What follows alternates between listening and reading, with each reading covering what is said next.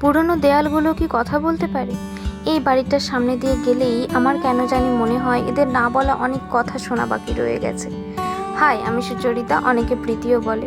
পিজির ওই 4 দেওয়াল থেকে কয়েকটা দিন ছুটি নিয়েছি নিজের বাড়িতে নিজেকে নিজের মতো করে খুঁজে পাওয়ার জন্য। আগেও বলেছি দুপুরে ঘুমানোর অভ্যেস নেই, তাই হাঁটতে বেরিয়েছিলাম। এখানকার হাওয়ায় একটা আলাদা আমেজ আছে। আর এই যে আমার স্কুল, গেটের দিকে তাকালে আজ আর পড়ালেখার কথা মনে পড়ে না। মনে পড়ে শুধু টিফিন পিরিয়ড আর সেই নিখাদ আড্ডাগুলোর কথা। আর মনে মনে ভাবি যদি আর একবার স্টুডেন্ট হওয়া যেত কি যে ভালো হতো। হাঁটতে হাঁটতেই পুরনো বাড়িটা আমাকে থামিয়ে দিল।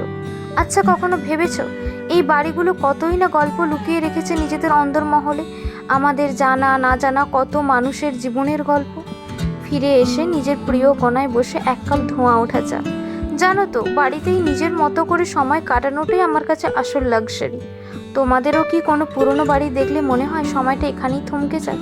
কমেন্টে জানিও কিন্তু। দেখা হচ্ছে খুব তাড়াতাড়ি।